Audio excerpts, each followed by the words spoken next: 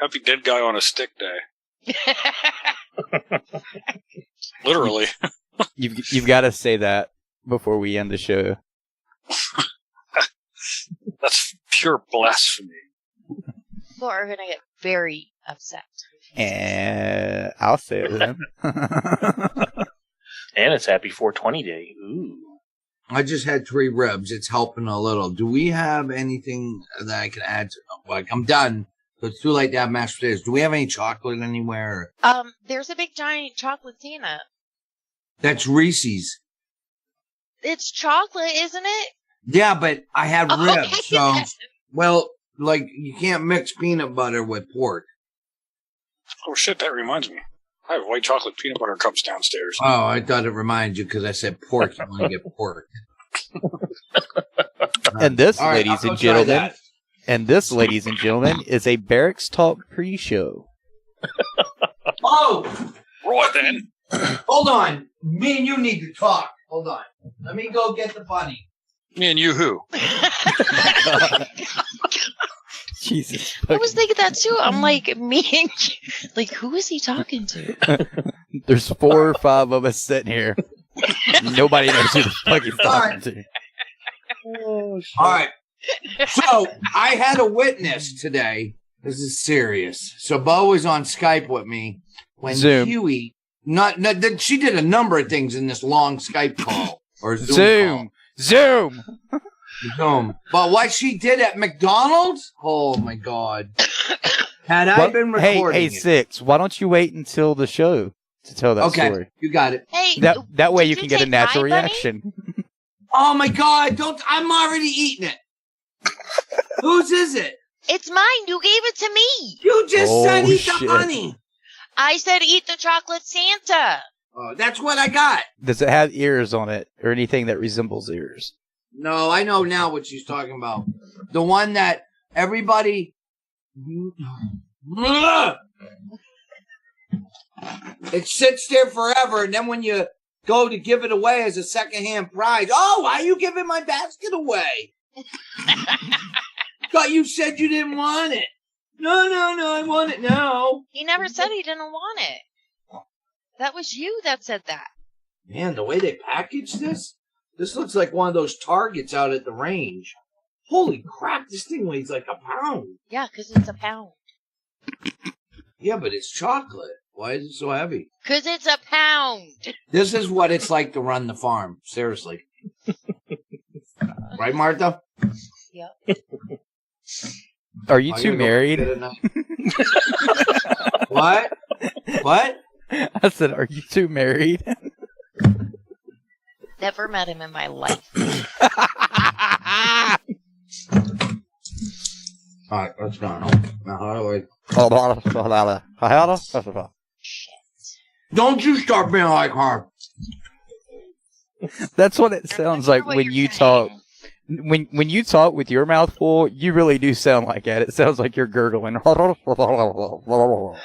sounds like Mr. Bean all grown up. Please remember, the views and opinions expressed by this show or any other show on DV Radio and its guests are strictly those of said individuals and do not reflect those of the DV Radio staff nor the staff of dysfunctional veterans. Let's get it started in here.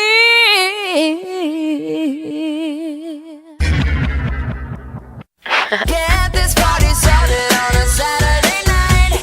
I'm on a highway to hell all night long. Cause I got friends in low places where they play that funky music, white boy. And I don't wanna miss a thing. Online and on the go on your mobile device. Listeners' discretion is advised.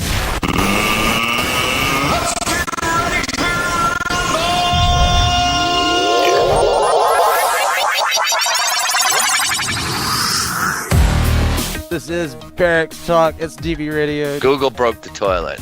And I think I just broke my desk. Tonight, Google is planning on taking over the world. You can dip Brussels sprouts in chocolate to make them look like cake pops. $15 is a little steep for a bag of dicks. It should be like $14.99. I'm pretty easy to please. Not even want to touch it as much as I want to. Are you sure? And we just went there. Boom, boom, boom, boom, boom. Because this is how it is on DV Radio.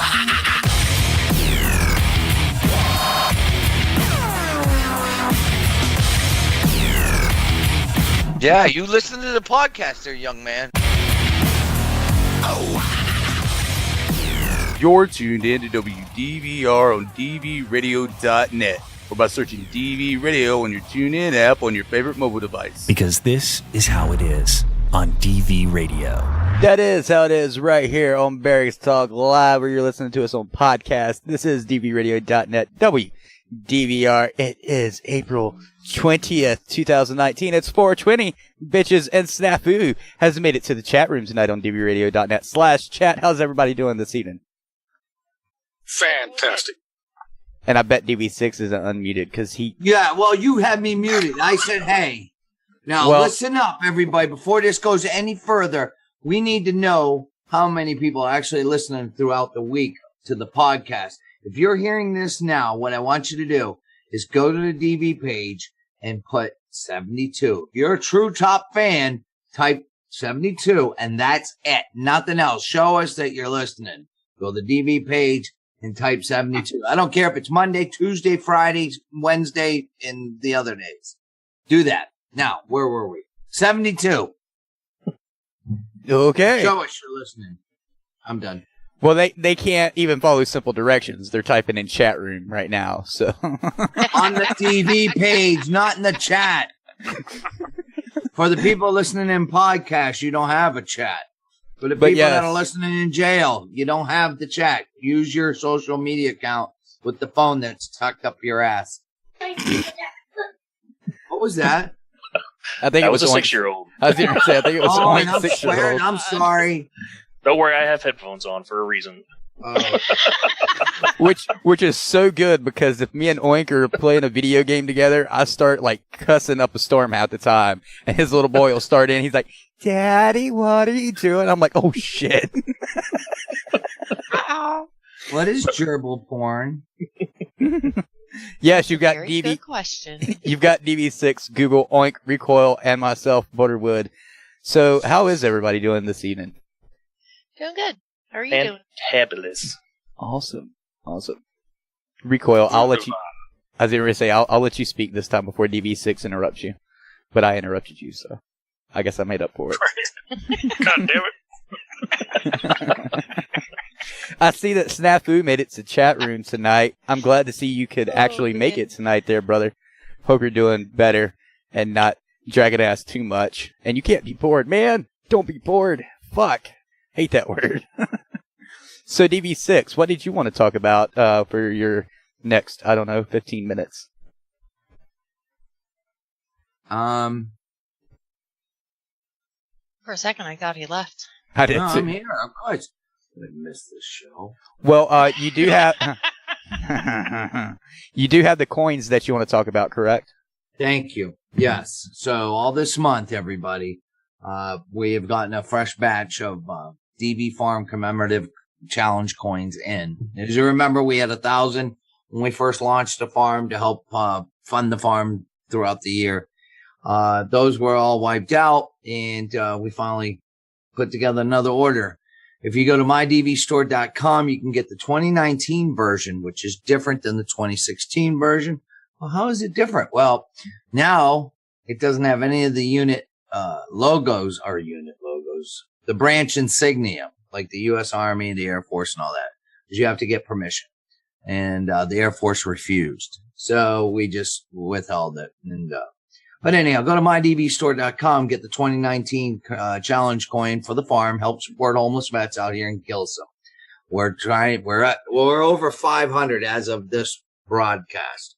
But the proceeds go to fund the farm and to help rehab homeless veterans out here in Gilsum, New Hampshire. As you know, we're not federally or state funded. And if you can't afford the coin, at least go find the post and like and share it and spread it to your No, a lot of you guys don't have friends. I understand that, but maybe show it to your parole officer or something. I don't know.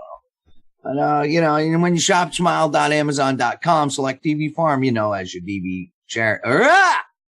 That's it. I'm not reading this script anymore. I can't be somebody I'm not. I'm just gonna be me.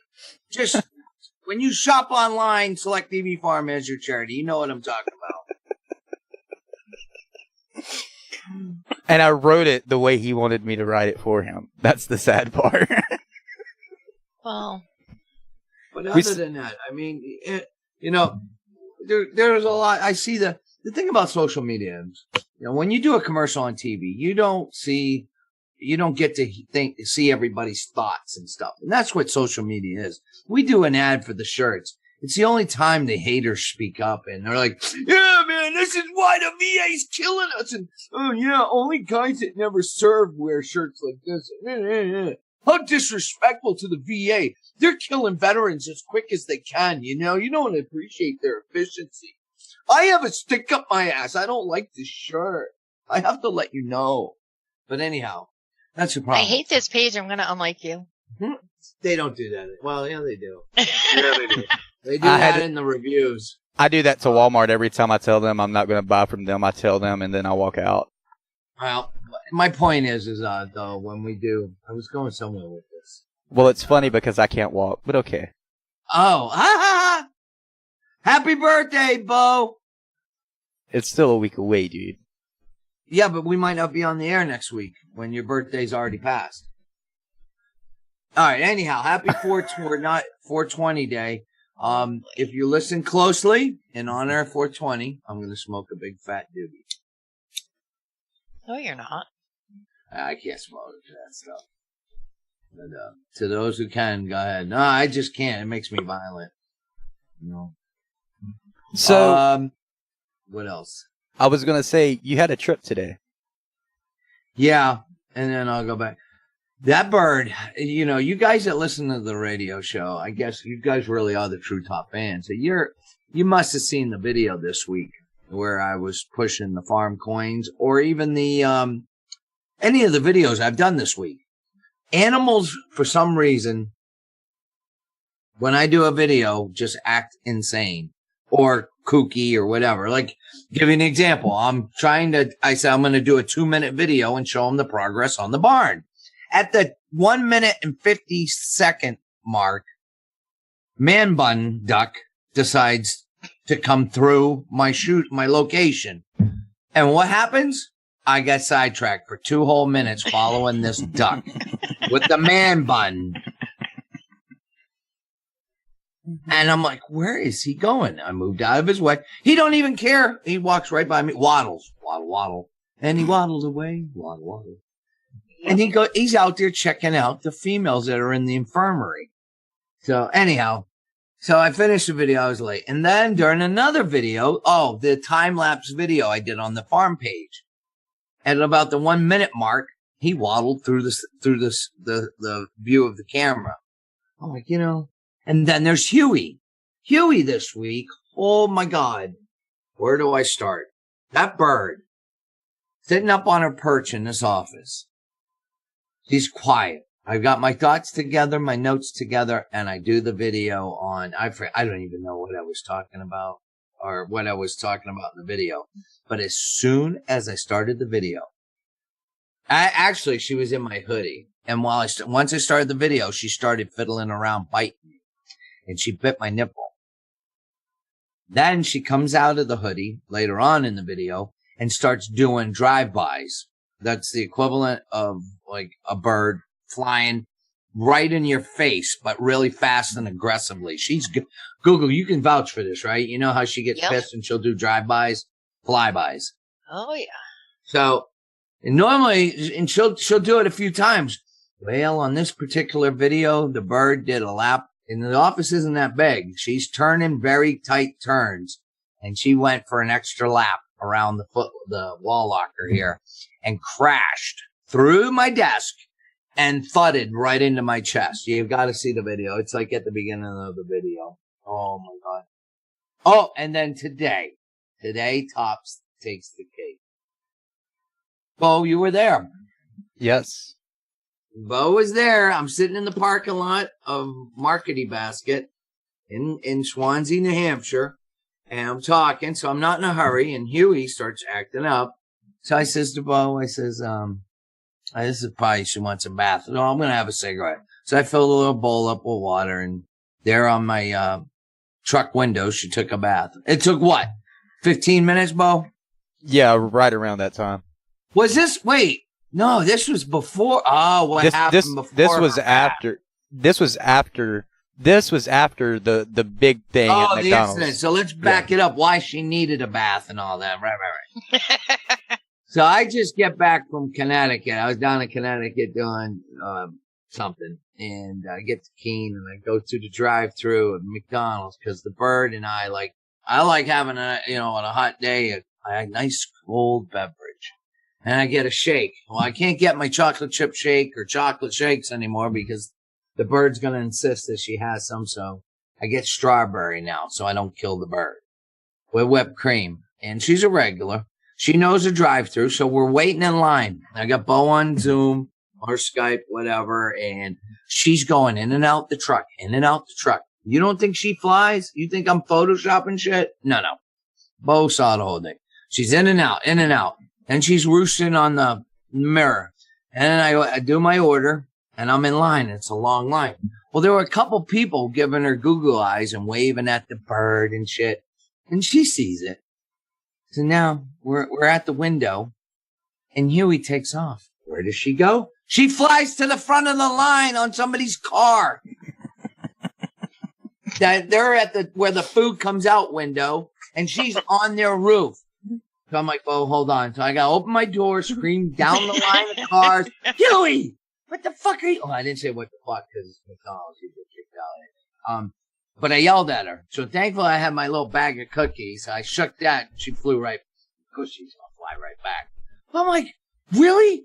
Really? Now you're pulling this shit flying out of the cars? Like in traffic on top of their roofs? Both saw the whole thing. Yep. And this was, you hadn't even paid for it yet. You haven't even gotten to that window. Oh my God. And then of course when I get home, I got to tell Google, like, you want to hear what your bird did today? Well, she's really your bird. So, there's that. Oh yeah. So when we're in the vehicle together, who does she go to? You suck. Well, and then she had to take a bath after all of that. 6. Anyhow, 72. And then she had to. Felt dirty for landing on someone else's car. Yeah, I was trying to get 6 to go ahead and tell the rest of the fucking bathing story, but he just goes on to 72. All right. Look, so listen, guys. Things are going good here. The program's working the way it's supposed to be. Other than updates on fundraisers and projects here, I really wish I could tell you how, like, individually guys are doing, and it doesn't work that way. I can't. But let me tell you, I mean, there are, like, Bo is sometimes a witness to meetings, or he'll overhear things, but he sees, like, there's some guys here that are all of them are doing great, but there's some residents that are getting close to leaving. They came here fucked up and they got their shit together and things are looking up for them and they're going to be moving on. So it's really nice to see, like, this place working. It's one of those things, like high volume numbers and like, oh, we helped 10,000 people and blah, blah, blah. Sometimes, just to help one vet takes a lot of time and energy and effort and maybe a page with 2 million followers, It's one of those things where if you know their past and you've seen them progress from beginning to where they're at now, it's a huge change. And it may not seem like it to some people who are just hearing about it or whatever, but it's working. The program fucking works. I don't care what people say. I mean, Google can vouch for this. I mean, there are times I think, we need to start taking pictures of people or a short video when they first get here, just to show them when they get ready to leave. Like, this was you.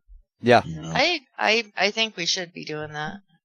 Not for Facebook or anything. Let me be clear. This would be for their own personal audience.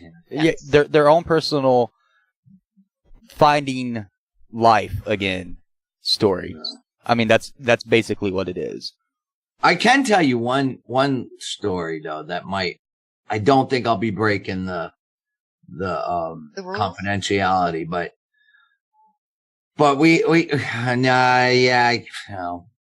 I can't tell you because no matter what though, they're still here. When they leave, I'll tell the story, but about where they wanted to go on past. No, I can give you an example of some of the stuff I deal with. Yeah. Here you go. So some of the guys, they go out into town. Sometimes they're in, some of them earn the right to, participate in in the local community with events and stuff. One of the guys was given a gift card and, he's one of those types that's like, gotta use it. Well, it's to a bar restaurant. So there, and finally today I was like, look at it. I says, I may be able to not follow I can get away with a lot but I know what I'm doing here. And I've always got people questioning my motive and methods and, to what I'm doing. I says, and we do a lot of crazy stuff that you wouldn't be able to do in other programs. But can you imagine I'm going on pass. Hey, so where's one of you guys at today? Their, director. I'm like, oh, he's on pass. Oh yeah, where did he go? Oh, he went to a bar, but he's just getting food. He's just getting food. Yeah, I want to go to a bar. I was like, now say that out loud with me. Now, do you go there? But it's a family bar, man. Come on. Right? I won't drink. This isn't Hogan's Heroes. I'm not Sergeant Schultz or Colonel Kling. I know nothing. I know nothing. I see nothing. But I'll tell you this, and like I said, Bo's watched it from the beginning, and this with everybody from Google to the farm manager and everything, it's a lot of work. It's a lot of work sometimes with the individuals. But seeing that, this next month or two, one of the residents is moving on, I thought about it tonight, and it's like, that's worth it. One life, one bed at a time. Wow. I'm happy for him. So, yeah. Anyhow, so the Ether Bunny's coming, so I have to do my one song. Let me know when you're ready. We're waiting. Oh, I thought you were going to start. Here comes Peter Cottontail, hopping down the ambush trail. Hippity hop. Oh, shit. Claymore. Blew his ass away. I'm done. Don't quit your day job. Damn. Can I get my night job back? I thought Google was going to answer. Oh, man. You haven't farmed out one out, right? Up in the... Never mind. No. My goodness. All right. So, I think maybe I did take my meds. Huh. Well, I wasn't sure, Bo, before the show, because I went to go take them, and then I got back in my office and I yelled it back out. I said, "Did you see me take it?" "You did." I said, "Did you actually see me put it in my mouth? Because I don't remember. I think I just took the bottle out and then put it back in because somebody talked to me. So we couldn't figure out if I had taken these meds. And now if I double up on the dose, I'm fucked. You wouldn't, I'd be drooling right now." So I said, "I'm not sure, but I'm going to take it out and put it right here on the laptop." I said, "I'll know within a few minutes if I did." Well, now I know. It's been an hour. I remember when I first started with you guys, there for the longest of time, almost every day, you'd be like, "Have I taken my medicine today?" And I'd have to tell you whether you'd taken it or not. You remember those days? Because the phone would ring. I'd be in the process of opening the cap or something. Yep. Or whatever. And then the phone would ring. Somebody would call me on the radio, or the bird would bite my nipple. Bird would bite your nipple. That sounds kinky. Nipple biting birds, they'll get you every time. Or somebody on the page like Snafu or Remote Control will say, "Hey, is it normal to have skid marks, or is that an age thing?" Oh boy. That's yeah, and Bo, you're gonna have to address the audience about why you had to interrupt a great song to start the show. Okay. Great song. Yeah. I'll go look and see what that great song was really quick if you want me to. Yeah, I mean, well, I'll talk to the rest of our cast members or whatever they're called. Go ahead. Co-hosts? Co-host. Hi, guys. Oh, man, I like this call sign, Dead Air Force. I like that, Dead Air Force. That's pretty good. That could be taken the wrong way. Wow, that's the most we've ever had in chat. We got like a couple hundred active users. Look at that. I can't even keep up with the conversation. If you're listening in podcast, you don't know what you're missing in the chat. Right. Oh, nice. I interrupted Korn's Insane because I know everybody loves that fucking song. Listen. Everybody loves corn, period. Speak for yourself. Oh. Reclaim My Place is my favorite corn song.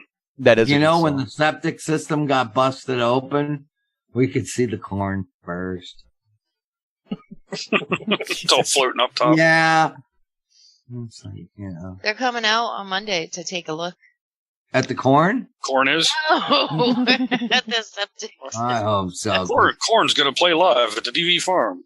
Orville Redenbacher's coming out to see if they can swing a deal with that corn. Oh my god. Oh shit. Yep. So what's everyone doing for Easter? The same thing I do every day. Sit on this couch. His mom's going to hide an egg on the other side of the living room. Probably. That's what's going to happen. I was trying to get Six to let me do an Easter egg hunt for the guys, but he said no. He was like, they're not going to want to do that. I'm going to go watch Little Ones on eggs. Well, I was going to say, Google, do a duck shit hunt for the guy. They don't have to look very far. That's the point. Hey, speaking of, all right, I've never given it this much thought, but me and Google did at supper last night. And it's like, you know, we were talking about the holiday tomorrow and everything. And it's like, yeah, I mean, was he up on the cross? Oh, yeah. Any last word? Yeah, hide the eggs! Hide the eggs! And don't forget to color them, too. Camouflage them. That's from Fluffy, right? It's from everybody. I mean, even George Carlin. I mean, everybody makes. But yeah, it's like, how did that become a concept? Like, but don't forget, hide the eggs. Hide the eggs. The Can bunny you is back him up on the cross? Hide the eggs. Avenge me. Hide the eggs. Bunny is coming. The bunny is coming. Hide the eggs. I know, right? How did there become an Easter bunny? I mean... You ever see the old-fashioned Easter bunnies back in the day, in the 18 and 1900s, whenever the thing started? Like, there was some damn scary Easter bunnies. Right after Jesus turned water into wine, he tried to turn a rabbit into a chicken. You do know that eggs do have an association with Passover, right? You're going to educate us. I'm just saying. We need that education. Well, I mean, when you do that, Six, you usually don't want to hear it, so. Oh, I want to hear it, Bo. You know why? He's probably right. It is, because I think it's like hard-boiled eggs, and they dip them in salt or something, and it symbolizes, like, new life. So you're saying I need to hard-boil an egg and dip it in salt? I'm telling you where the origin of the Easter egg comes from. It's associated with Passover. But Passover is a Jewish holiday, and Easter is a Christian holiday. Yes, and Halloween was a pagan fucking ritual, yet Christians celebrated. But then why? Your point. Where does the bunny come from? And why do we have to hide the eggs from the bunny? I don't know. I just know about the fucking religious aspect of it because I wanted to know more about every fucking religion that I could when I was younger. Well, I mean, that's a good goal to have. I mean, there's over 3,000 different fucking religions, and all of them stem back to the same fucking source. So, Yep. 6. Mute me. He is not okay. he muted himself before I could mute him. He's in pain. Yeah, I know. I know that he ran out of his one med that he really fucking All right, needed. I'm back. All right. Wow. Oh, sorry about that. It's okay. It's bad. Yeah, one of his meds that he really fucking needs, he ran out of yesterday. Is it the one I'm thinking about? Probably. No. Oh, gotcha. No.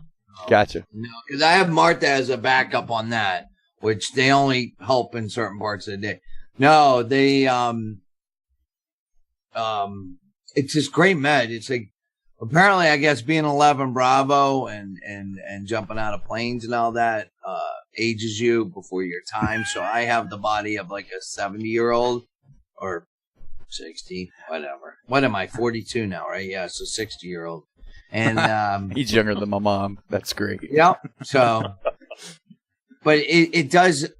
So all my joints, they say like it's arthritis. I don't know, but it's like every fucking joint, you know. And some days it's worse than others. But what's the name of that thing called? The med is great. It's awesome. It works fucking wonders. The funny So, thing, I can't narcotic think of it or now. what is it? I can't think of it. I know I can't either. It's I've like some of the meds that they've tried on me. Like I've told some of the guys like that are dealing with pain management issues, but they can't have narcotics or anything. This is why this sounds like the same thing. Like what your joints and all? Yeah, like ask your doctor about this. I remember when they tried to flood my body with gabapentin, and they're like, it'll help with your pain management. I was like, I'm on the highest dose I can take, and I'm doubling it because the doctor's making me, and it does absolutely nothing. There are a lot of decent non-narcotic options. Just some work for some people and some don't. Right. Yeah. You know, it's funny that you said that about gabapentin, because for me, it does nothing for me for pain. But if I don't take it, then my restless leg syndrome fucking kicks into high gear. Well, see, they had it for my pain management and the numbing in my thigh, and it was doing nothing for either, and they kept upping it and upping it and upping it, till eventually it was making my acid reflux top the charts, and I was like, yeah, I'm not taking this anymore. You guys can go fuck yourselves. Well, one that was working for me, but then the fuckers reclassified it was tramadol. And I'm like, what the fuck are people doing with tramadol that it needed to be reclassified? They're abusing it. That's actually a highly addictive narcotic. Yep. Oh, I tried it when that was one of the first meds, and I explained it. That's like for me, it was they used it for sleep, and it was hit or miss. Sometimes it worked, sometimes it didn't. Yeah. Yep. I forget what they gave for me when I was in the hospital, but it wasn't touching anything, and I was like, just stop. And they're like, but you're in pain, we need to control it. I was like, it's doing nothing but making me sick. Just fucking stop already. You're listening to the DV Radio Pharmacy Hour. I was just thinking that, but I'm like, well then, we are talking about a lot of different medications here. Maybe we should just have a show on that. Well, it is 420. Oh, how convenient. The H-wave has been a lifesaver for me, though. The what? I think you mentioned that once before. It's called an H-wave. It was actually invented by a veteran. An age waiver? H-wave. It's similar to a TENS unit, but it works on a completely different frequency. Oh. And it actually, dumbs the nerve. So the nerve isn't sending pain signals. And it actually works for me. I don't know if it worked for everybody, but it works for me for back pain. I've got to look into that because I can't remember if I ever tried one or not. I remember the TENS unit because they gave me 3 different ones, and I was like, none of them's working. It's only shocking my mom when she fucking goes to touch the lead because she doesn't tell me that she's moving it. A TENS unit's more like a distraction. Yeah. While it's on, you're okay, but Right. but this thing, and it takes a while. The first treatment, the second treatment, the third treatment wasn't a whole lot different than a TENS unit, but then by the fourth treatment, I actually started to feel some pain relief. And it blocks the nerves? Yeah. Don't think about trying to block me, Martha. The nerve receptors. It's like you get on my nerves. Put it on the temples. It's the nerve receptors to the brain that it blocks. Yeah. That's what, what's it called? The Lamotrigine? No, the lidocaine infusions that I did. That's the same thing. It resets all your nerve endings, but it's a pain in the ass to do it. And I got to the highest dose, and then it stopped working. Well, yeah, if it's a pain to do and you're trying to alleviate pain, then no, but I mean, it consisted of being in the hospital at freaking like 6 o'clock in the morning. Remember those days? 6. Yeah. Remember those days. All the way down to Connecticut. Well, since we have exhausted our talking mechanisms for the moment, I think we need to go to break. Because I got to piss.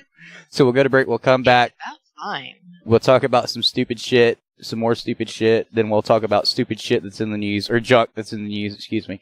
And, yeah, you're listening to Barracks Talk right here on WDVR, dvradio.net. DV Radio. This week on Media Litter Sandwich. Now, there's a rebuttal. Do you mean that you think men aren't emotional? See, I didn't even look at the replies. I just knew it was going to be gold. Listen, it's always gold. You know you've stepped into gold boo-boo when you say one thing and a person just goes like, do you mean? And then they just insert whatever. Like, hey, I really like ice cream. Do you mean you don't like kittens?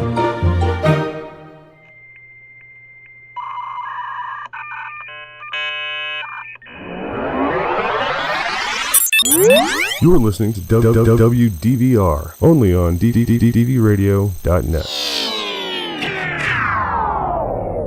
You are listening to Barracks Talk on WDVR, dvradio.net. I'm Boner Wood. We got Oink, Google, Recoil, and I see that DV6 is still in here. I'm not going to say he's here, but we may or not have him still. Anyway, you did hear Media Litter Sandwich's promo in the break.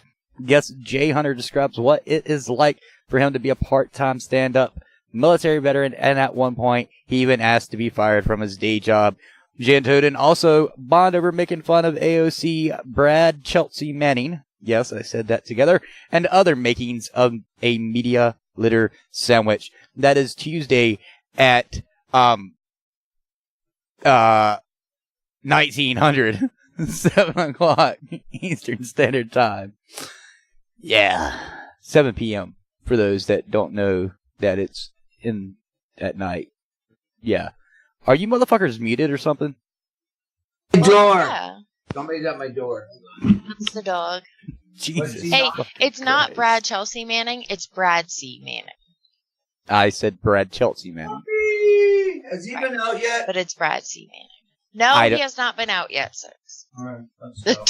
Oh, the dog. Oh, man.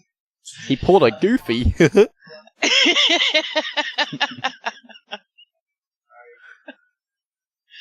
Oh, that's too funny. So, Recoil, God, he's still fucking talking. Now I got unmute. You're already unmuted, sorry, old man. I'm pretty good about that. I apologize, folks, for not. Dun, dun, dun. And this is what I deal with all day long. I thought he was going to say something when he sat back down because he had to unmute. I was, but I forgot. Well, I'm going to leave it to you young folks. You can't go to bed. Yeah, I'm done. You said you were up tonight. Yeah, I am, but I'll be back. Wait. I always wake up around midnight. You'll be off the air and you just... It'll be chocolate ice cream time.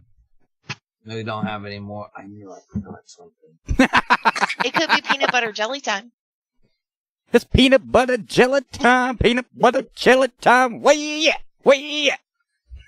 I did a lot of that. Oh, I have to go back down to Bo's Google.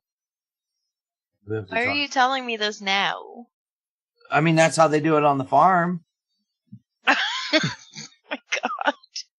Right? When you need an answer to something, you ask at the most convenient time You and gotta hope let that me they'll know just that. say yes. Tell me at a later date. All right, I'm gonna let you guys go. I'm gonna go not do the dog, but you know what I mean.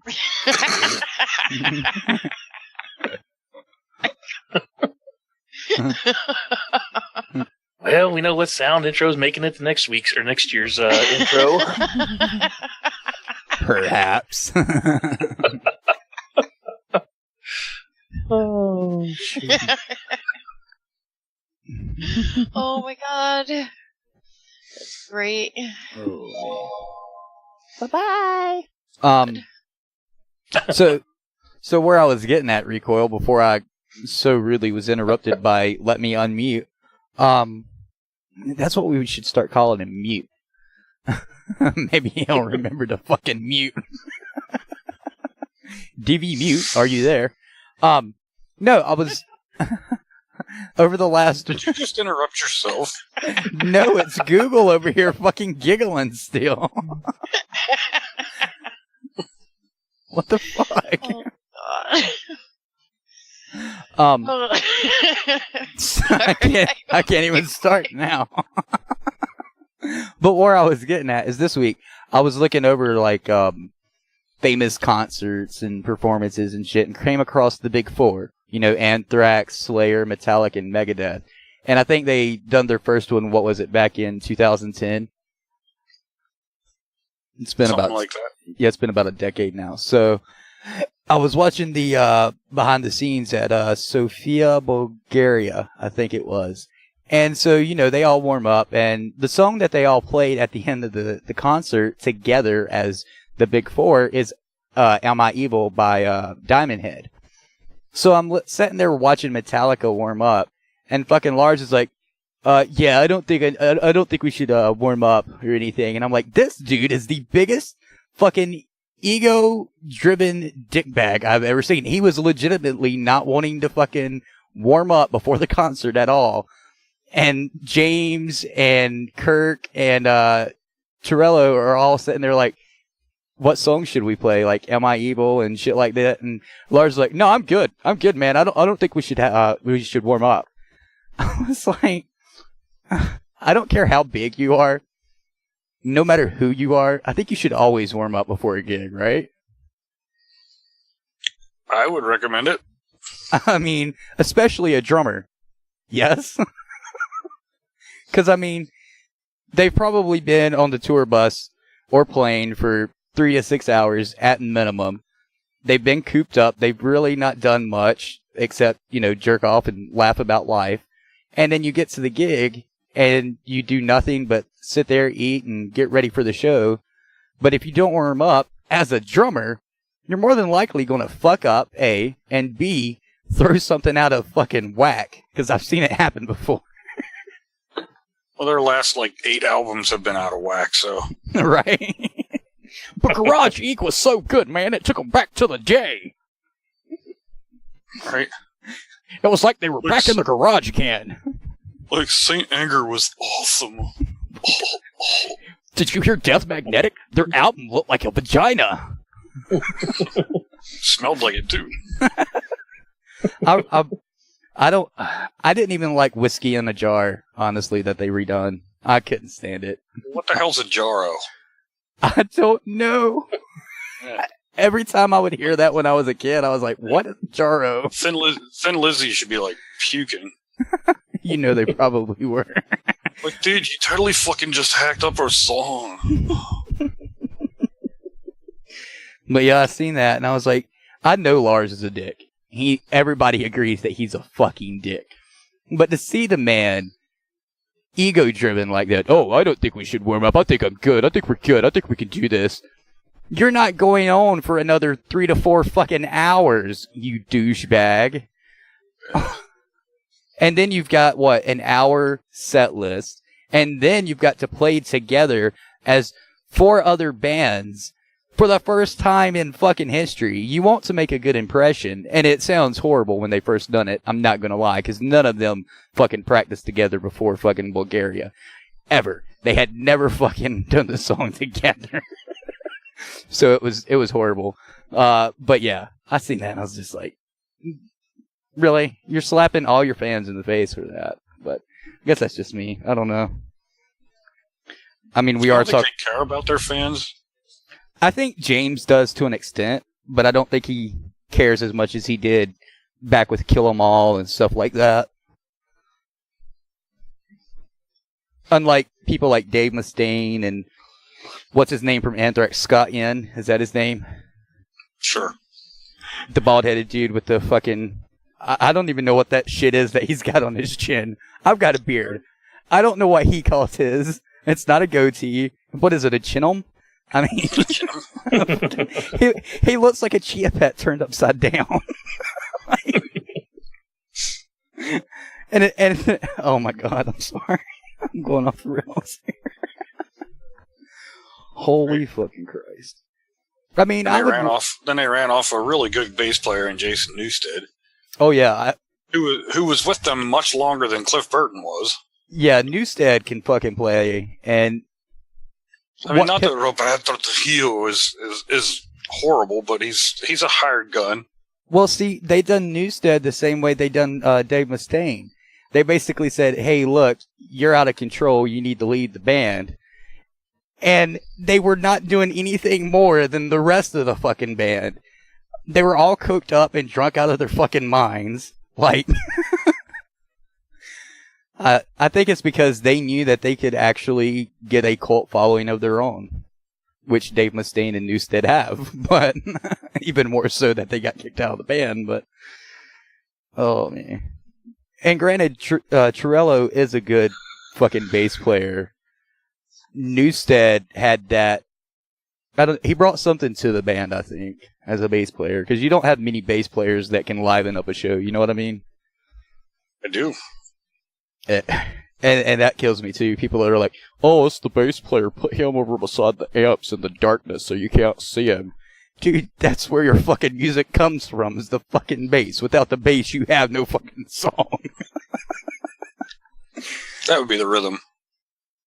You know what I'm talking about, Recoil. The bass ties the rhythm and the percussion together. You know, that's what I'm saying. You know what I meant. It's the backbone. It's the spine. Without the spine, you have nothing. Oh, shit. Have you ever heard an All Trouble song? Off the top of your head, if you can remember one. I haven't. If I have, I probably don't want to remember it. Right. I mean, I've heard some bad songs, but nothing to that extent, I don't think. I'm trying to think. From actual artists or just in general? Real artists. That's what I figured, but, you know, we had to clarify this. Not Mr. Uganda that thinks he's a rap artist that fucking uses Windows Media Player to edit his fucking videos together. You guys have seen that shit, right? Oh, man. Like Nigerians and Ugandans thinking they're so cool and like the next fucking rap artist, and they look like their music videos are copy and pasted. I feel like everyone thinks they're so cool. Fucking South Park's first episode looks better than half of those music videos. Oh my god. The best thing about South Park is none of it was actually drawn out for like the first 8-10 seasons. Oh my god.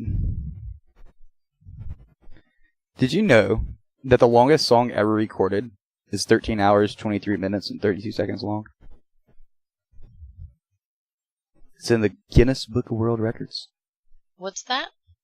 The longest song ever recorded is 13 hours, 23 minutes, and 32 seconds. Who the fuck wants to sit there for 13 hours to listen to What about the song that never ends with lamb chops? It's still going.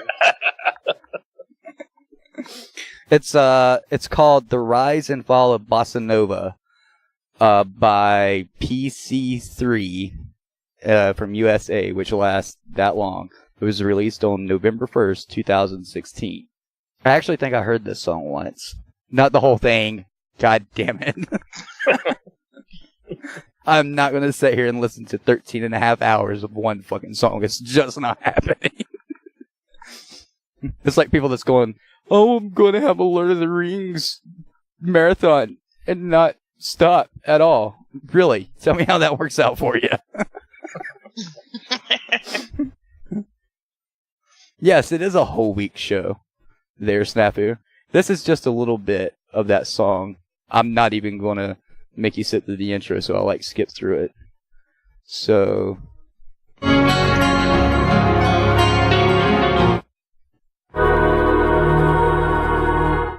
there's a lot of orchestra opera shit going on throughout the whole thing. That's at 17 minutes and 48 seconds right there that you last heard. There's not too much upbeat in the rhythm or anything. It's just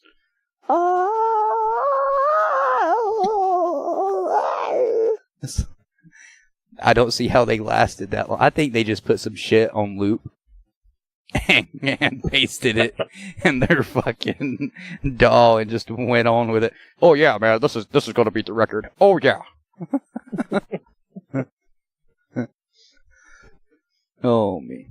So, how was your week there, Mr. Frozen Pig? Well, we actually got snow. You know, before, let me tell you something. If you don't know why I called him Frozen Pig, it's because actually last night, when I put up the post for tonight's show, I had wrote, let me find the post really quick. My internet's fucking slow as Christ, coming back on a stick. Anyway, that didn't go over Would too that well. take 3 days? Yeah.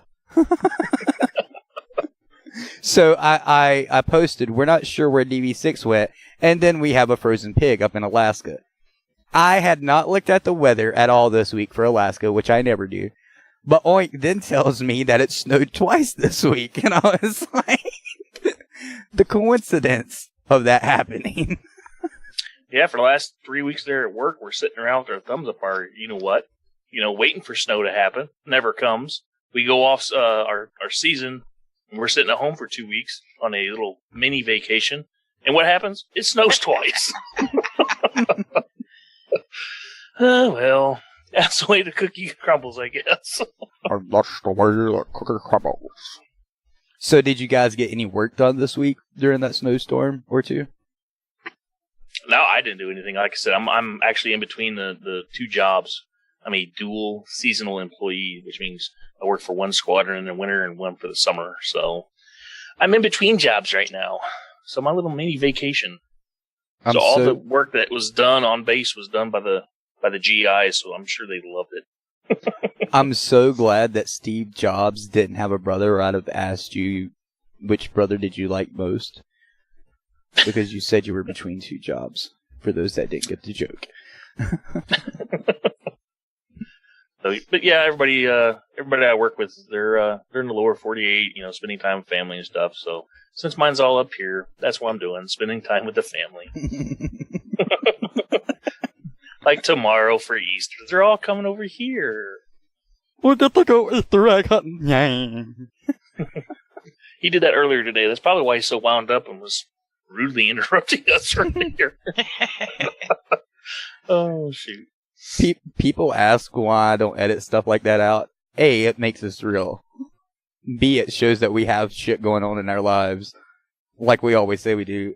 And 3, I think it's just fucking cute when a little kid runs in during the show and goes, "Dolly, I hurt my finger, but you get it for me." I think he's on a little sugar high from all the candy he's eating. Wait, he's already had candy? Oh, you said he had an Easter egg hunt today. Yeah, he went out earlier today and he did his Easter egg hunting with Grandpa and Grandma and all that good stuff. So, yeah, got all dressed up. But, yeah, he dipped into the candy already. So, it'd be great putting him to bed later. What would be funny is if someone that owns a farm has chickens that lays eggs and has kids on that farm, and no, I'm not talking about the DV farm, but for Easter, they had Easter eggs under the chickens that just laid eggs. Could you imagine those chickens when you go to reach for that fucking egg? Get the fuck away from my goddamn egg, bitch. I don't give a shit if you're 5 years old or not. My goddamn colored egg. Well, I mean, how was your week, Recoil? Over. Oh, so true, shit. so true. Right? I'm there with you on that one. So you're glad it was a that it's productive week. I spent a lot of time actually out in the shop welding and fabricating with the guys because they needed help. right. So you put in a few extra hours this week, I take it. Oh, yeah, like 60-some. Wait, 60 extra hours or 60 altogether? It's like 60 altogether. Okay. Well, Yeah, see, my days of 60 extra are beyond gone.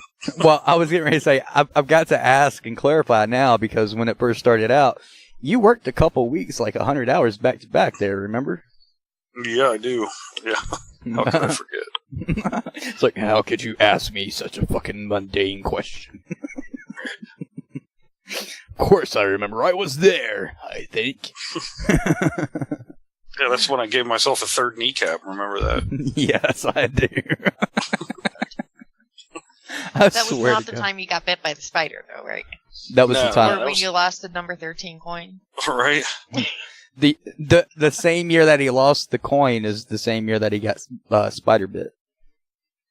Because his leg was about to fall off, and I had to yell at him, and he finally was like, "Yep." Yeah, my whole foot turned purple and then black, and and that's why I said your leg was about to fall off, because they would have took your leg off if it went any further. And this is why I don't like spiders. they had me on 11 different antibiotics. I remember that, because Recoil calls me up, and he's like, Bo, now I know what you go through with Crohn's. Yeah, because I shit liquid for like fucking 3 months. He did. Every time I'd be talking to him, he was like, dude, my ass is on fire. How do you do this? Myself a fucking pink sock. Didn't go quite that far, but I was worried about it. Holy shit. I don't even think like Imodium was helping you then because you were on so much, right? Yeah. I think everything just canceled each other out except for the shitting. Well, yeah, because your body needs its natural flora. Right. Yeah. When the antibiotics kill all the good stuff. Yep. I think me and you even looked for some type of probiotic that would fight off some of the antibiotic that you were taking, but we didn't find anything. Yeah, I mean, I ended up just a lot of yogurt. Yogurt's good for you. Dude, he did eat a lot of yogurt. I remember me and him talking about that. We were talking about what flavors and shit. I like yogurt. Yogurt is good. I like my strawberry, banana, and blueberry. What name brand do you like best? I don't really care. Whatever's cheapest at the time. I think that's Yoplait here. My wife does that Greek stuff, but I'm like, blech. I can't stand Greek. My mom got us some Greek one time just so we could try it. Nope. Never going down that road again. I like it. Oh my god. Only women like the shit, I think. I'm not saying I'm gonna like go out and buy it because I don't really eat yogurt, because every time I have yogurt I forget that I have it, so what's the point of getting it? But, well, I mean, that's the best penicillin you could have. It doesn't get bad until it turns into cheese. Exactly. no, So, like I'll get yogurt and then it just sits in my refrigerator, and then like 4 months later I'm like, oh shit, I had yogurt. I'm like, oh, that's going in the trash. You see a mossy vine growing up the side of your fucking refrigerator, and it's going all the way back to the yogurt container. Pretty much. So, talking about your yogurt adventures there, Google, how was your week? It was good. I don't remember much of it actually, because that usually means you had a blast of a fucking week if you don't remember it. No, like couple 8 balls here and there. I did a lot of hours of video gaming. Oh, what'd you play? Assassin's Creed Odyssey. See, this is the weird thing. Hold on. So I can play Far Cry, any of them. And I can set the timer on my phone for 1 hour, and when that goes off, I can shut off the game. I can do this with most games, not the Assassin's Creed. Well, I get into I'll just Assassin's hit- Creed because I'll be into the story, and then I'll be into like a side mission or something like that, and I don't want to stop. I want to see where it takes me. I know, and I'm like, so I can't set the timer for an hour and then be done. It's like Yeah. I hit stop, and then I hit either start or I forget to hit start again. Like the other day, I was going to play for an hour. 6 hours later, I'm still on the game. I'm like, well, I guess I should probably stop now. No joke. It's like, are you ready for dinner? I'm like, oh, that's right. We need to eat. Back when I would play like WoW and RuneScape and all that stupid shit that ruined my fucking brain, I would sit there and I would be like, okay, I'm going to go to bed after this quest or after this gets finished crafting or whatever. I would end up on the computer until about, I don't know, the time the fucking sun started to rise and I heard birds chirping. Like, it never failed. I would get so enveloped in this fucking story. I hated that so much. I had those days too.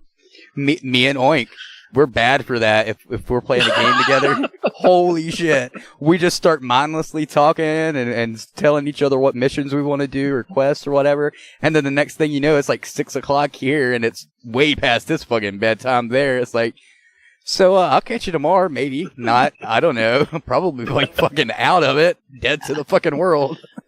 Oh man, I remember back in the days when the Nintendo 64 had the batteries in the games that would save.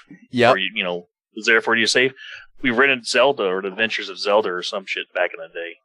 And the damn battery was, you know, dead in the game. So you get so far in the damn quest, you couldn't save it. So about 24 hours later, I'm up and I beat it. And lo and behold, there's a fucking second stage to the whole fucking thing, you know? I was like, what the hell? I'm going to bed. I remember when PlayStation came out and everybody had to get the 8 megabyte memory cards. And here I am, the only kid in school that didn't have an 8 megabyte memory card. So they'd tell me about like this thing in this game that they played or whatever, and I'd have to get to it. So instead of turning the fucking system off and going to school, I would leave the game on and sort of not tell anybody and then come back, and half the time it was unplugged or somebody like tripped over it or the game crashed and then I'd have to play for like 6 more hours just to get back to where I fucking paused it. And like, oh my God, I remember those days. That does remind me. I was in the middle of a mission and then I paused it and my PlayStation went to sleep, and tomorrow I won't be home, so it's and if I turn it on after the show tonight, yeah, I will not be going to bed then. Right. I'm bad for that, especially like at night. I'll be like, I'll watch something and then I can't find anything that I want to watch or that I remotely fucking interests me, so I'll start playing a game. I'm like, I'll play like a couple missions and cut it off. Nope. I'll be fucking playing when my mom walks in and I have to turn it off so she can watch the news. And it's like 6:30 in the morning. I'm like, yeah, well, I was going to go to sleep. Guess I won't now. Like, oh, shit. Son of a bitch. Buy me a drink. So update on the room, because I know everybody's just biting their fingernails to know about the room. I got a call today from the contractor. Trusses are supposed to be here Tuesday or Wednesday. He's coming Monday to start doing his work. So hopefully within a month, it'll be ready to go. If that, it's just a 3 small room studio. So yeah, that's where my room's at. For those that are wondering. And for those that are wondering, tough shit. You now know. That's right. Yep. You now fucking know all the shit that we've been through with the VA. Oh, man. Little update. Black Sheep Bravo. If you guys don't know them, you need to go check them out. That's Black Sheep Bravo. Check them out on Facebook. And their website is blacksheepbravo.com. That's not the letter Bravo. That's the word Bravo. Just so you know. They're a great bunch of guys and one female vet. They're just like DV Radio. They're made up of guys and one female vet. Perfect fucking fit. Six just came upstairs to go to bed. Uh-huh. One, he informed me that he found some ice cream. That you don't have. Then he wasn't paying attention to where he was walking, and so he hit my screen. I mean, I have like a projector for my computer, so it's on the wall, but there's a white like board that I have. Well, he hit that, lost 2 of the thumbtacks that's holding it up, and some of the other ones popped out. So, and he's like, it was already like that. I'm like, no, it wasn't. But the funny thing is, I had to mute because he went and reached down and got blinded by the projection thing. So then I had to mute and turn it off. I'm like, oh man. I swear we could make our own. We could make our own Biddy Hill show just with DB6 throughout the day. Like, no fucking vocals at all. Just have fucking Benny Hill playing in the background the entire fucking time and speed it up like half that. It would be fucking hilarious. I'm sitting under my desk. I hear him screaming. I don't know what about. I guess he stepped on a thumbtack. No, he's trying to get the dog. He found one of the 2 thumbtacks. He couldn't find the other one. No, you! God, I wasn't talking to you, Six. He's just looking at him. Like he's sitting under my desk. Hey. He's just like looking around. Really quick. I heard you. God. Really quick, Nox, if you want to email them and tell us about us and send them our contact information, please feel free to do so. So what I was trying to get at with Black Sheep Bravo, god damn. C6 isn't even on and he interrupts. Motherfucker. This is our daily lives. That's the sad part. People think this is all a fucking show. Hence, it is a show, but this is reality. This is as close to reality as you're gonna fucking get. Yep. We don't have... It's much more fun when it happens on the show because there's other people that witness it. And then I can laugh about it. When it's just me, I'm like, are you fucking kidding? Come on. Now my screen is all fucked up. I gotta fix this in the break before I do my news. So, what I was trying to get at with Black Sheep Bravo is that Doc from Black Sheep Bravo is going to be on with us next week. He's going to talk to us, and we're going to find out what's in the makings with them and us and all of that good stuff. They have, I can't remember everyone's names because I can't make every show to watch of theirs. And, I think it's Ogre, Doc, the Spaniard, who's a great guy. Me and him's talked a few times. He was also on the, first episode of Roundtable Discussions. If nobody remembers that, go look on YouTube. You can actually watch that and the after show. Devil Dog, who's also on that same episode of Roundtable Discussions, is, with Black Sheep Bravo. So it's a great bunch of, veterans. Some of them were prior law enforcement, and I think some of them still are in law enforcement. I think one of them works at the VA. So yeah, they're a great bunch. Oh my God, Facebook is blowing my ears off right now. Google, Jesus Christ! All I hear is I bling, only said bling. one meme. That was it. Yeah, but I have 2 tabs open so I can monitor shit. Oh, well, it's not my fault that I made noise. Fuck you, Fuckerberg. Fuck you, Fuckerberg. So yeah, you can mute it, right? I did. I didn't know you were going to be sending shit while I was talking.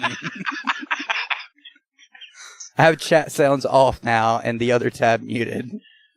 Oh, man. So, Media Litter Sandwich is Tuesdays at 1907 p.m. Eastern Standard Time.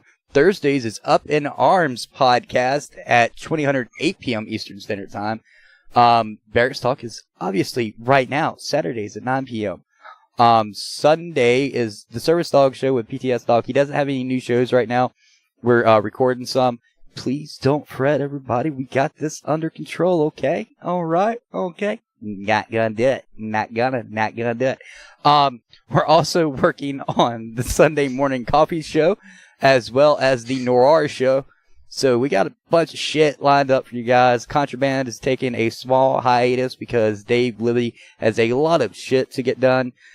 Season 2 isn't going to be out right now. We're going to republish all the podcasts, and we're going to try to play them here on dvradio.net. I'm not going to promise you that I can replay them here on the dvradio.net because I may forget to upload it, as I did last week's Up in Arms podcast episode. And you can all get mad at me for that, not Up in Arms. That was me, not them. So yeah, that's DV Radio for ya.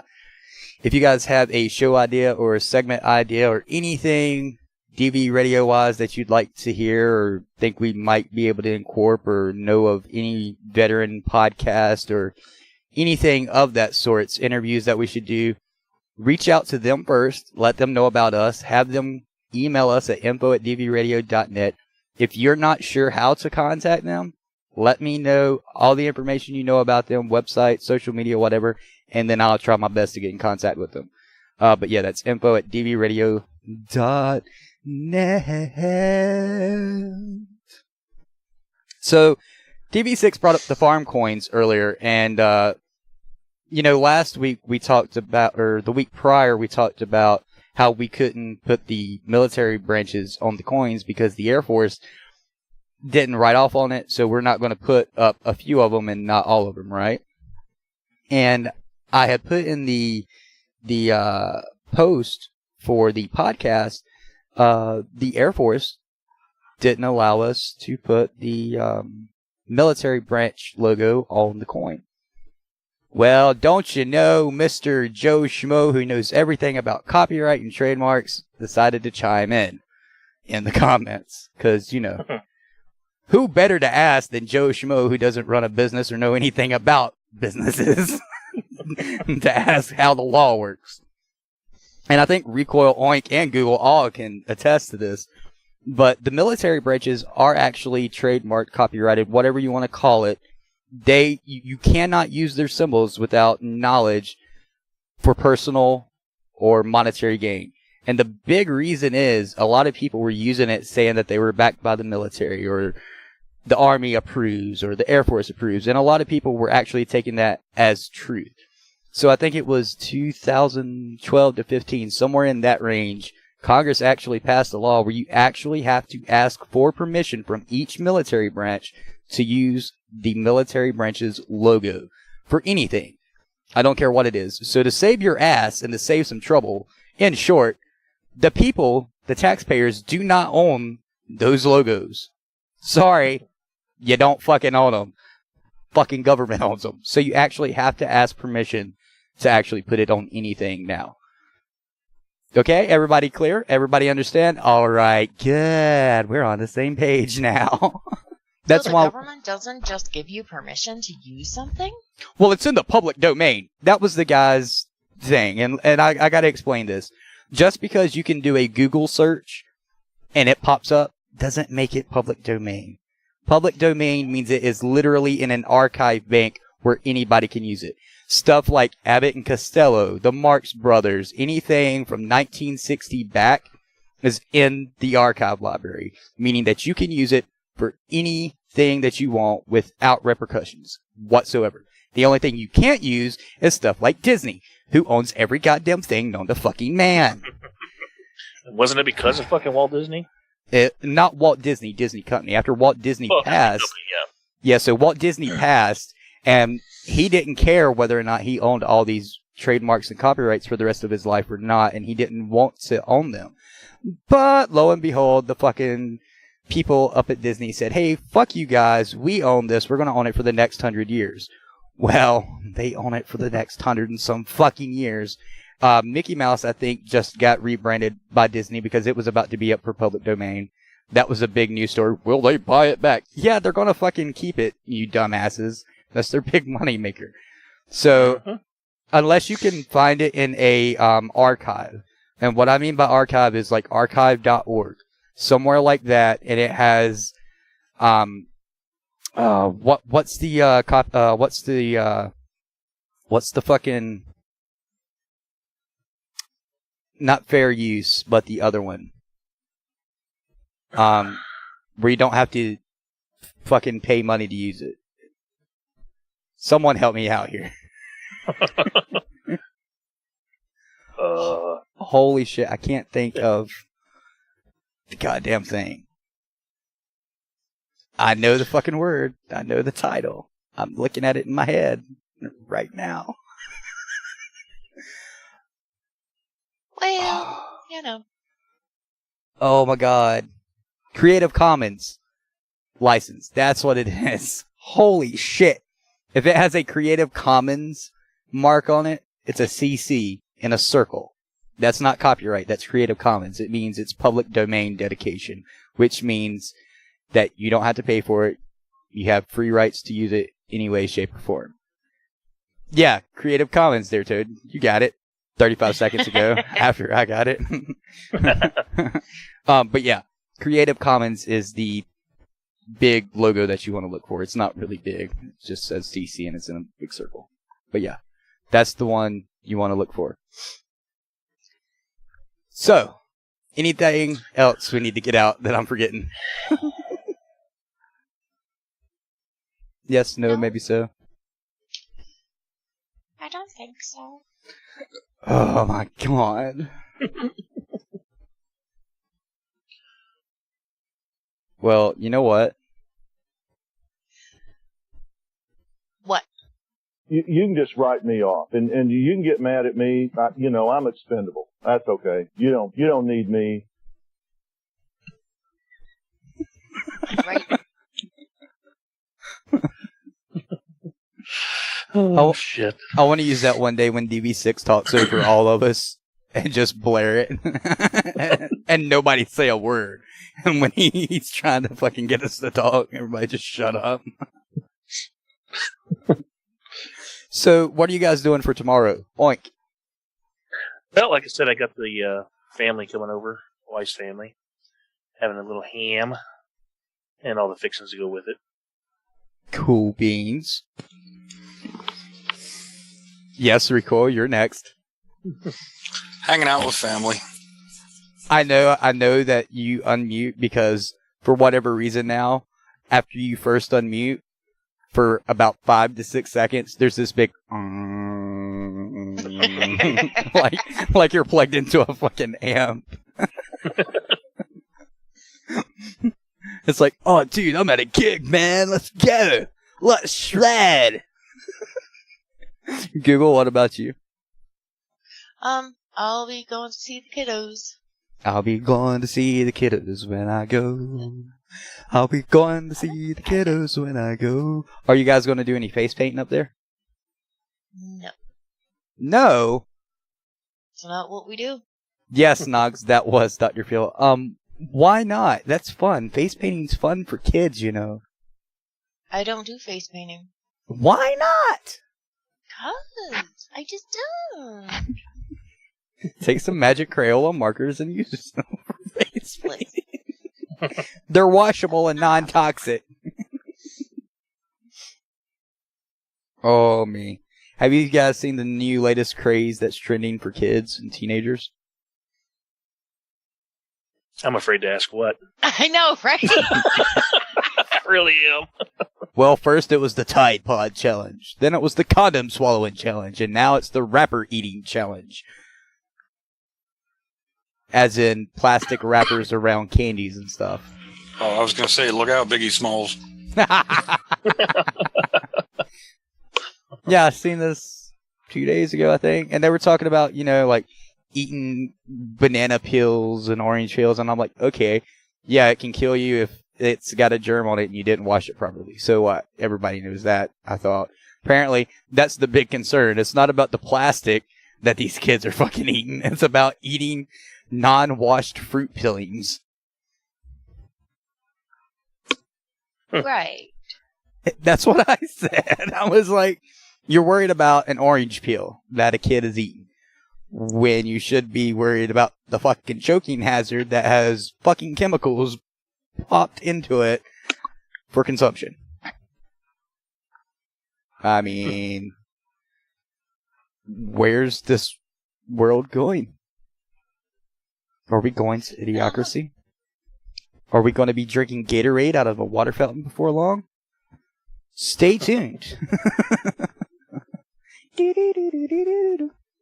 Oh me. So let's go to break. We'll come back. We'll have Google's junk that's in the news, and we'll do something until the end of the break because I don't know what we're going to do. But anyway, you're listening to Barracks Talk here on dvradio.net. Let's get it on. We've got some food recipe for you. The music.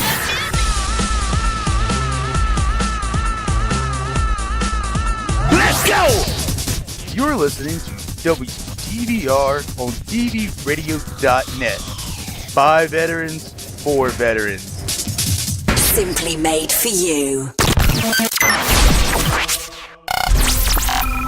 You're listening to Barracks Talk on dvradio.net.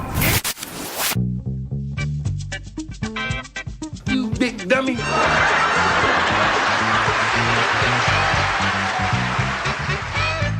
And now, it's time to find out what stupid junk is in the news. Sorry, my Alt tab no longer works, which is highly annoying. Your computer is definitely screwed up. Well, it was the Alt tab was working fine earlier today, so I don't know Well, what the fuck is going on. Between it not liking to pick up your mic and you having to make love to it to make it work, and then it not making your fucking Alt tab work, so it's got to be your computer. I swear. It was definitely more than foreplay what you had to do to get your mic to work. It was. Oh, dude, I've never seen foreplay last that long, much less it be fucking foreplay. Okay, well, while we're on the topic, since you brought up foreplay. The funny thing is, I had no clue what these fucking news articles is. There's a new condom which emphasizes consent by requiring 4 hands to open the package. Yes. 4 hands to open this new condom. So What? the original package wasn't hard enough to fucking open. Now you gotta have 4 fucking hands to open it. Awesome. Right, and it's like, it's a little fucking box. Like, I don't understand how you can open this with 4 people. It's, oh, Jesus Christ. Oh, my God. Which one is it? I don't know, but we're not sponsored by these people, whoever they are.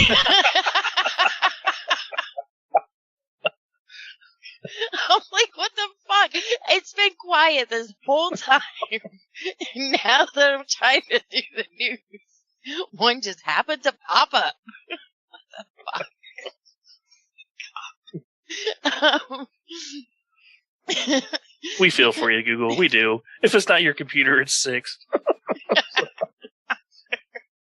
The consent pack of condoms was designed by an ad agency, BBDO Argentina, for Tulabon, the company which sells adult toys and condoms.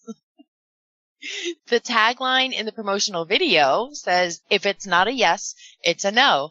And without consent, there is no pleasure." I'm like, oh my God. So it takes 4 hands to open the package, or 2 people to agree to open it by clicking 4 buttons on the top and sides of the box at the same time. Well, this brings a whole new meaning to pimping ain't easy.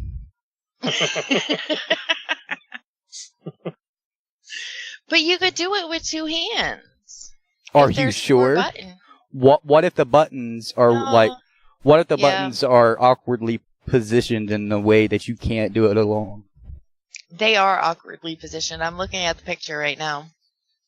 When you said 4 hands a moment ago, after that you said 4 people, I was going to ask you, are they having a fucking orgasm? No, 4 hands or 2 people. No, you said 4 people at one point. I know, right, I know what I said. What I meant to say was 4 hands or 2 people. Okay. Right. Yeah. I don't know if I would be buying this anytime soon.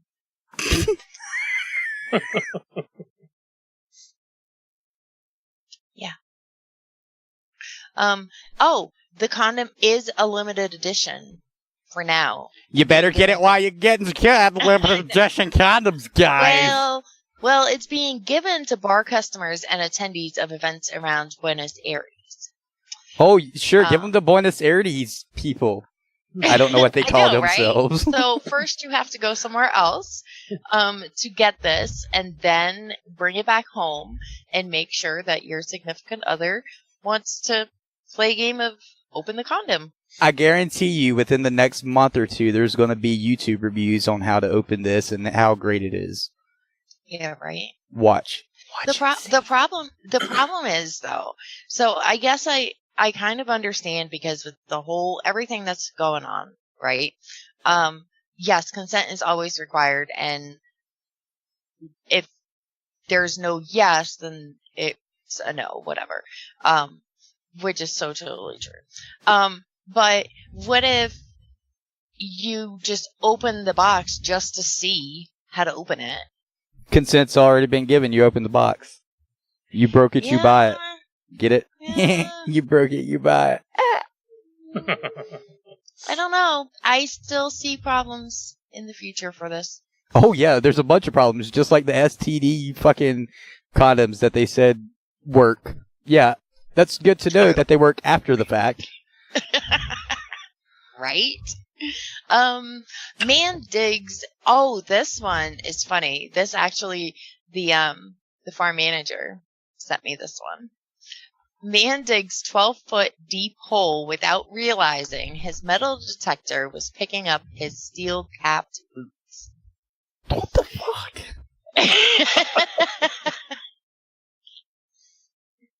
I can't even right now. I'm just... This is from the Ministry of Morale website.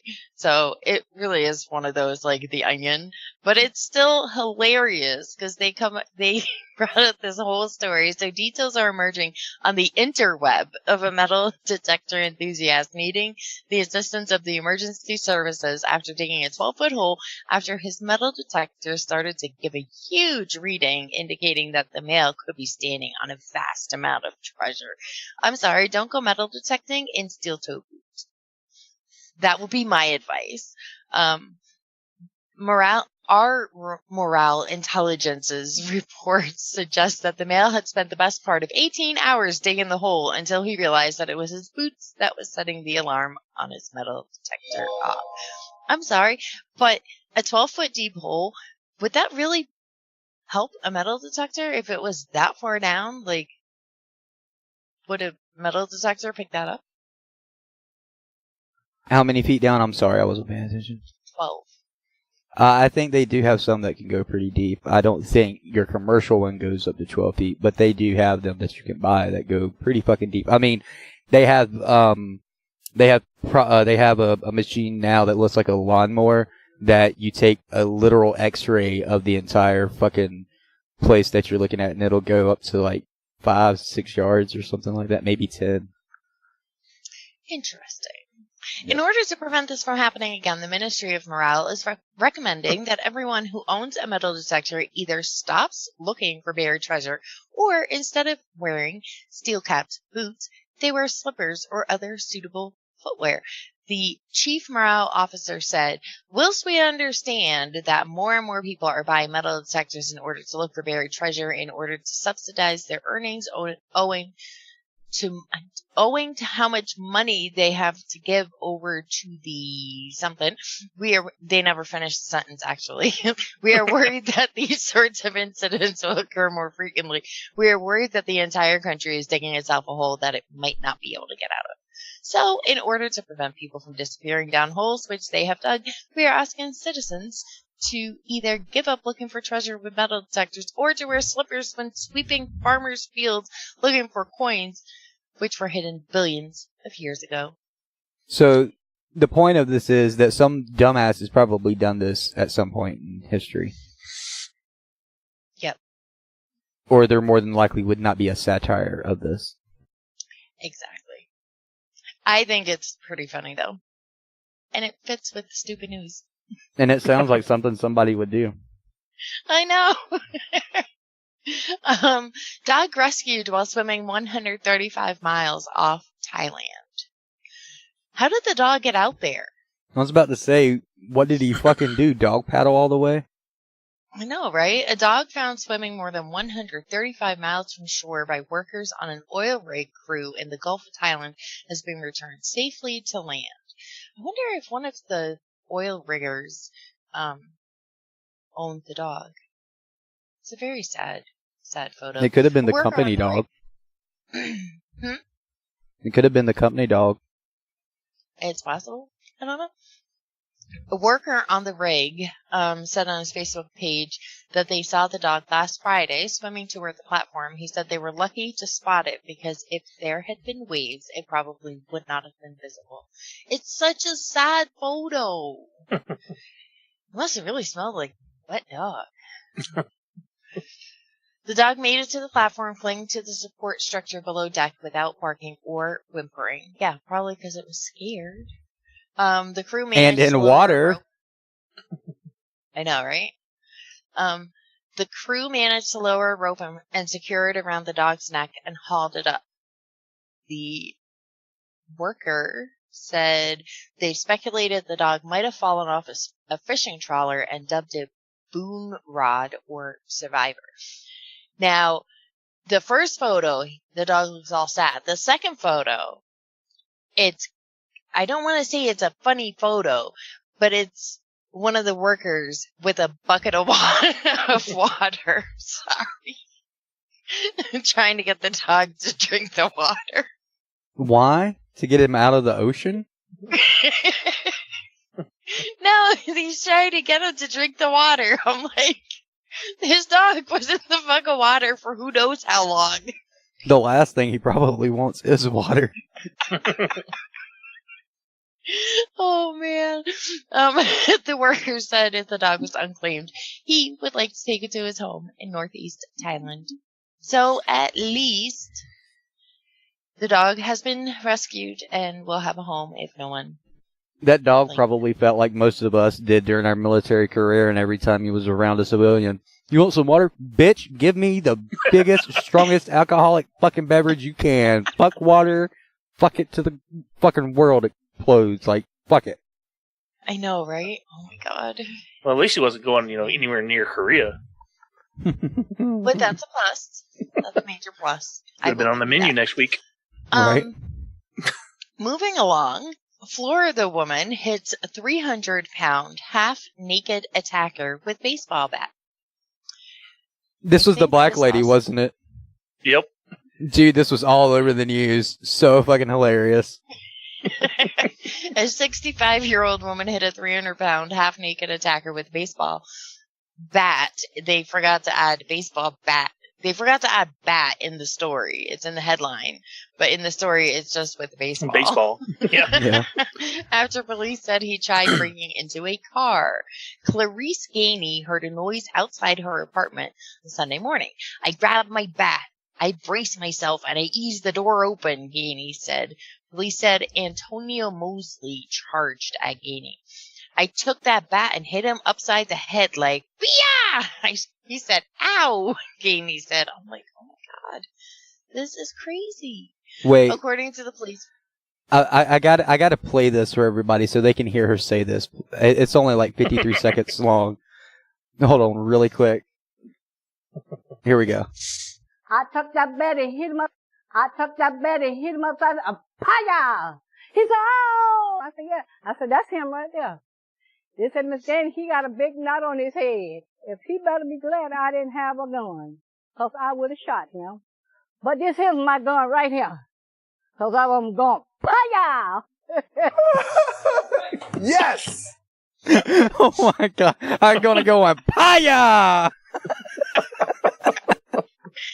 That's great. Oh my god. Officers that bring Mosley back to Gainey to identify him. So there you go. Yeah, that's him right there. Right? Well, she said she could easily identify him by not only his appearance, but the injury to his head. Who would have thought? He had a big old knot on his head now, see? That's what y'all youngins get now. Oh, man. You have to see. I'm going to have to put the link for this one in chat. Because the mugshot is hilarious. Homeowner arrives home to find naked man sitting on his couch, police say. The mugshot says it all. A man was arrested after police say a homeowner returned home to find the man sitting on his couch drinking juice, according to a report. Thank you, Bo. Oh my God. You see his mugshot? Dude, it looks like Darkwing Duck got arrested. Oh, that face he's making right now, that's all I could think of was Darkwing Duck. Oh, man. The homeowner walked into his home on Wednesday and was startled by the presence of James Wooten sitting on his couch naked. He tried to get Wooten to leave, but Wooten screamed and would not go. Police arrived on scene and arrested him for public indecency. Police said they believe Wooten gained access to the house through the homeowner's bedroom window, which was found to be propped open. So there you have it. Don't leave your window open. Where was his clan at? What was that? Where was his clan at? Get it? Wu-Tang Clan. When you said that, that's all I could think of. That face is priceless. All I could think about was Darkwing Duck. I was like, look at look at what his lip is doing. It looks like a fucking duck bill. Oh, man. It's not funny to make fun of people. I'll make fun of my own self, so fuck it. I know. It is pretty hilarious. I should have closed with that one, but it kind of went in the whole theme. So this is our final story. California lawmakers push to ban tiny shampoo bottles from states' hotels. What? Yep. First it was the plastic straws, then it was the plastic this, and then it was the plastic that, and now the tiny shampoo bottles are causing major problems. Yes, I want a paper straw for my plastic cup drink, because it makes all the difference. Mm-hmm. California State Assembly members are spearheading an effort to ban those tiny, often complimentary bottles of shampoo and conditioner offered at hotels and resorts across the state, arguing that they are terrible for the environment. We know we have an enormous problem with our world. We've become addicted to plastic, and it's caused a major dilemma environmentally. Assemblywoman Ash Kalra, who introduced Bill AB 1162 in February under the proposed legislation. Wait a second. Across the state, including vacation rentals, will be prohibited from providing guests with any small plastic bottle containing a personal care product, and will be penalized with a first with a warning and then a fine of $500 per violation. So, yeah. First question. How many of you have ever used the complimentary shampoo bottles at a hotel? I take them home. Okay. Second of all, how many of you have a shit ton of them sitting at home saying, I'll need that one day, and have never fucking used it? That was me until 6 on my back. It was like... Wait. On top of that, how many of these complimentary bottles have you ever seen in the trash anywhere? Exactly. People think they're going to fucking need them, and they never fucking use them, so they pile them up in their goddamn closet or wherever, junk drawer. They're not in the fucking environment. They're in people's fucking homes. Let them have them. until like 3 years later, and then they all get dumped at the same time. That's about when they said that, that it's a major dilemma environmentally. Let's not count the fucking hundreds of people shitting on sidewalks. That's fine. Right. Don't have a mini shampoo bottle to wash that shit off. Oh, I know, right? Well, reusable or refillable bottles would not be prohibited. In an effort to replace those small plastic bottles, Marriott hotels had announced intentions to start fitting their showers and bath areas with refillable dispensers back in 2018. I guess that never happened. Oh, I swear. Carla said similar efforts from hotels across California could save hundreds of millions of bottles a year. Yeah. We're talking about like... Just so everybody understands. Go ahead. Sorry. I didn't know you were talking. It cut you out on my end for a second. Sorry. Oh, it's okay. I was going to say, I mean, she realizes that we're talking about like these little 6-inch bottles, right? Yeah, that probably they really don't actually hand out, and there's probably less than, I don't know, 1 million out in circulation at any given fucking time. I know, right? I mean, seriously, how many of you have actually used those or seen people who've used them, unless you absolutely had to? I've had to once or twice. But how many of you have actually seen these fucking things get used? Exactly. Yeah, I remember going through my grandma's stuff after she passed away. Dude, the amount of shampoo bottles from hotels that do not exist anymore. Holy fucking Christ. I have never in all my fucking life. Between that and the hard candy she had stashed in her fucking places. She was one of those women. One of those women with diabetes that had to have the candy just in case her sugar got low. Yeah, right? Well, California's Santa Cruz County had already approved a similar measure to ban tiny toiletry bottles in a 2018 vote, and hotels and inns within the county were encouraged to switch to bulk dispensers by the end of 2020. Now, if this law passes in the entire state of California, it would not take effect until January 1st, 2023. So hundreds of millions of bottles a year would not be saved until 2023. Oh, no. Well, I guess Ross Geller isn't getting any more free shampoo bottles at the fucking hotel resort when he goes. Who remembers those 2 episodes? I think it was like 3 episodes. And the first episode, they show him and Chandler trying to make money, trying to make their money back because they were not getting refunded for the room. And then they didn't get the room that they fucking had booked anyway, so he pays for 2 rooms, right? So Ross comes up with this ingenious fucking plan to basically steal everything that isn't, like, owned by the hotel, per se. So he gets this suitcase full of fucking shampoo bottles and toiletries and tampons. I'm not joking. He actually gets tampons. Everything. And he starts to walk out of the hotel and it bursts open. Fucking friends. Oh, man. Anything else, Google? That's all I got for this week's news. Alrighty then. I don't know where Recoil went. He's not answering me anywhere right now, so... He was probably like... I do hope he either fell asleep or something actually happened that he had to get off and he can't answer, because that worries me when he doesn't answer. But, thank you all for joining us tonight. Don't forget, Media Litter Sandwich, Tuesdays at 1900, 7 p.m. Eastern Standard Time. Thursdays is Up in Arms at 2000, 8 p.m. Eastern Standard Time. Next week, we're going to have Doc from Black Sheep Bravo on with us.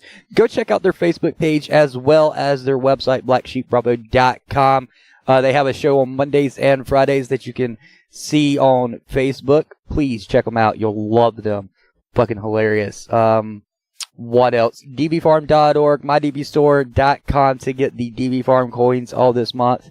Smile.amazon.com, make DB Farm your charity of choice. When you check out, a portion of your shopping cart goes directly to the DB Farm at no hidden fees or extra cost to you. Keep up the birthday fundraisers or just a fundraiser that you want to do on Facebook. Go ahead and do it. Don't do it at like $10. Do it at like 1,000, 4, 5, 6. Go big, guys. Go big. Oink, any last words for our beautiful listeners tonight? No, hey, thanks for sticking around and putting up with us all.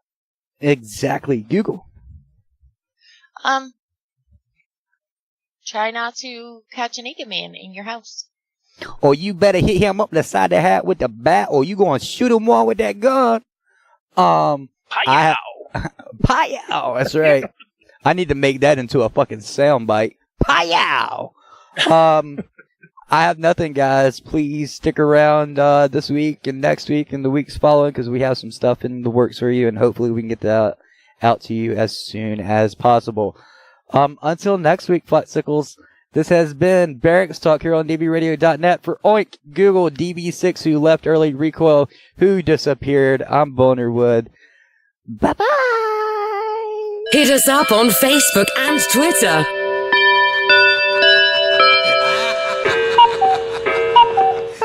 That's all, folks. Goodbye, motherfucker!